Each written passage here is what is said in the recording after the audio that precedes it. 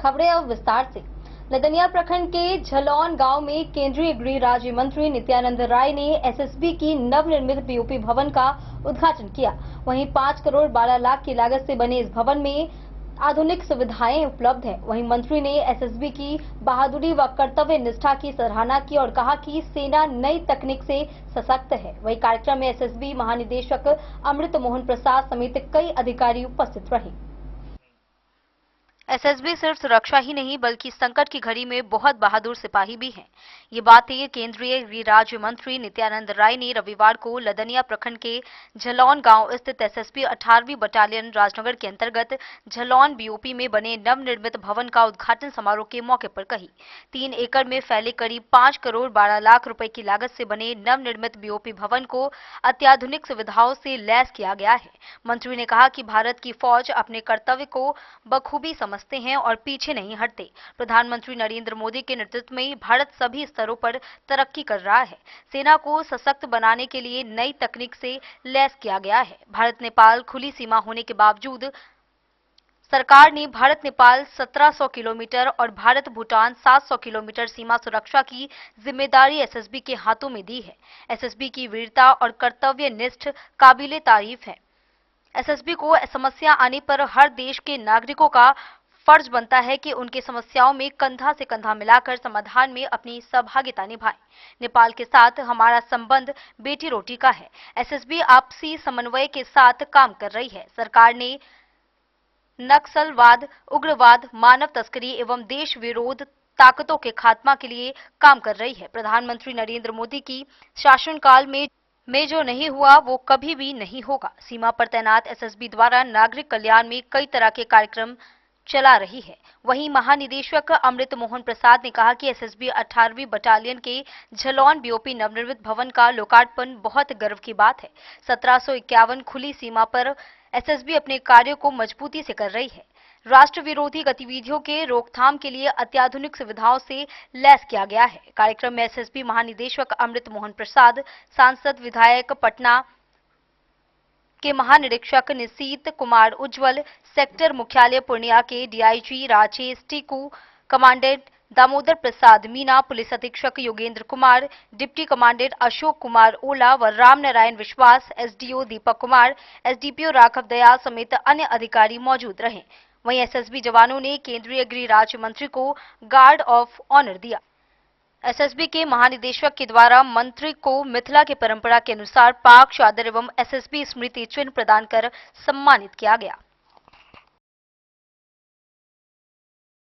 सुरक्षित किया है बल्कि नक्सलवादियों की कमर तोड़ दी गई है। यह उपलब्धियां हमारे बल के कठोर अनुशासन और अटूट समर्पण का परिणाम है। झालौन बाह्य सीमा चौकी के नवनिर्मित भवन, जिसका निर्माण 5 करोड़ 12 लाख और एसएसबी के आने के बाद उसका पांव पसारना ही बंद नहीं हुआ। हमारे भारत नेपाल सीमा पर बागपत पूर्वास समाप्त हो गया। आपको पता है कितने थाने जला दिए जाते थे। एक और बड़ी चुनौती है, उसमें आपका सहयोग हम चाहते हैं एसएसबी को दीजिए, वह मानव तस्करी। एसएसबी ने एनजीओ को लगाया है। भारत सरकार ने भी एनजीओ को प्रोत्साहन दिया है और एसएसबी को लगाया है। यहाँ हमारे एसएसबी बैठे हुए हैं, एसपी साहब, उनको हम कहेंगे कि एक बार यहाँ के हमारे जो भी अधिकारी होंगे तो उनके साथ बैठकर बैठे हैं। और उनको आगे बैठाइए भाई थोड़ा, अरे बैठिए, कोई बात नहीं। वहाँ हम लोग रहते हैं, वहाँ थोड़ा सीरियस सब ठीक ठाक हो जाता है भाई, इसको नहीं। तो एक बार मानव तस्करी, इस बार हम इस बॉर्डर की सीमा आपने हम 1 साल पहले किए थे उत्तर बिहार, और माननीय प्रधानमंत्री जी को हम इसके लिए बहुत बहुत आभार व्यक्त करना चाहें कि आप सबकी ओर से मैं भी खिलाड़ी से सांसद हूँ जयपुर समस्तीपुर से। इन्होंने 11,500 करोड़ रुपया उत्तर बिहार में बाढ़ समन कैसे उसको उसमें कमी कैसे लाई जाए, प्राकृतिक चीज है, कितना रोक सकते हैं, और कितना रोकना चाहिए, नहीं रोकना चाहिए, बहुत सारा विषय के साथ जब हम सब सोचते हैं तो एक बहुत अच्छी प्रक्रिया है कि इस पानी का उपयोग हम कैसे करें। एक स्थान पर बहुत ज्यादा है तो दूसरे स्थान तक कैसे उसको पहुंचाए ताकि वो बैलेंस हो सके, और सिंचाई परियोजनाओं के माध्यम से खेतों की सिंचाई के लिए, किसानों के लाभ के लिए हम दे सके। तो बड़ा हुआ है 11,500 करोड़ आज तक किसी ने दिया नहीं था। माननीय प्रधानमंत्री श्री नरेंद्र मोदी जी को इसके लिए बहुत बहुत बधाई। और प्रधानमंत्री जी के सोच के साथ बिहार के मुख्यमंत्री जी ने अपनी पूरी सामर्थ्य राज्य सरकार की लगा दी है, योजना को कैसे सफलीभूत करें, उनको भी बधाई। हम सब जानते हैं कि इस आवासीय सेक्टर से एक बेहतर आवास तो मिलेगा ही, यहाँ अच्छा भंडारण भी होगा, तकनीकी सुविधा भी उपलब्ध होगी एसएसबी को, और हम अपने कर्तव्यों के यानी कि आज के इस दौर में जो स्थितियां, चुनौतियां सामने आती है उससे निपटने के लिए टेक्नोलॉजी को कैसे हम उसका उपयोग कर सके। सदुपयोग कहिए टेक्नोलॉजी का तो दो आयाम बन गया आज का, सदुपयोग और एक दुरुपयोग भी हो गया है। तो सदुपयोग कैसे हो सके, इस भवन के माध्यम से बहुत कुछ एसएसबी को बल प्रदान करेगा। हमारी खुली सीमा है, एसएसबी के पास जो भूटान और नेपाल की सीमा भारत की जो लगती है उसकी सुरक्षा की जिम्मेदारी है। वह जिम्मेदारी के निर्वहन में कितनी कठिनाई आती होगी, कितनी चुनौती है, एसएसबी को महसूस नहीं होता है। इसलिए एसएसबी को बहुत बहुत एक बार जोरदार ताली से हम कराए।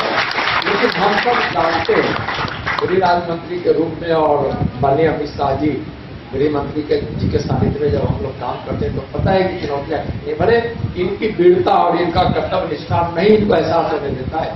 कि जब हम लोग देखते हैं, जब हम लोग कंचनजंगा की पहाड़ी को देखते हैं, भूटान के उस जंगल और पहाड़ को देखते हैं, इस नेपाल के, बिहार के जब उस बॉर्डर को देखते हैं जहां मैत्रीपूर्ण संबंध है, शादी बेटी रोटी का संबंध है, शादी विवाह होता है, हम एक दूसरे के यहाँ जाना पड़ते हैं, और अपने आम नागरिकों के देश में कोई पैसा व्यक्ति आता है तो इस देश को, भारत को नुकसान पहुंचाने के रूप में, चाहे तस्कर के रूप में आया हो, चाहे कभी कभी वैसे भी कई आतंकवादी जब इस बॉर्डर को एसएसबी ने पकड़ा तो हम समझ सकते हैं कि चुनौतियां यहाँ कितनी है।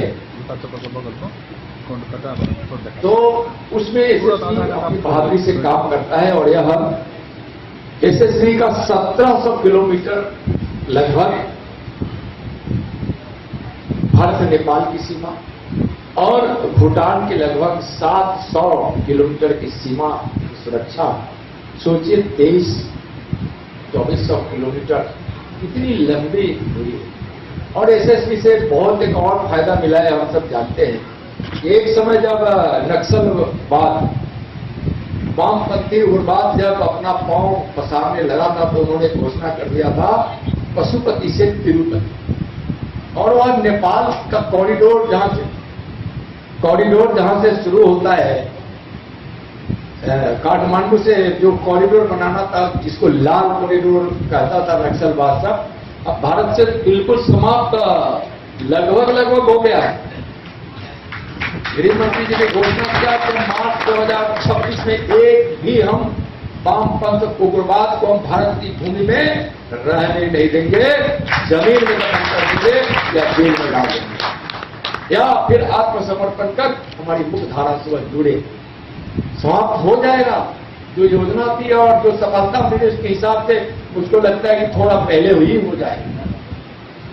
अब एसएसबी कितनी बड़ी बहादुरी आप सब जानते हैं, यहाँ के सभी आप जनप्रतिनिधि, बहुत यहाँ वरिष्ठ नागरिक के हमारे किसान मजदूर भाई भी हैं, तो उस समय नक्सलवाद के पांव पसारने के लिए नेपाल बॉर्डर से वह तिरुपति तक जाने के लिए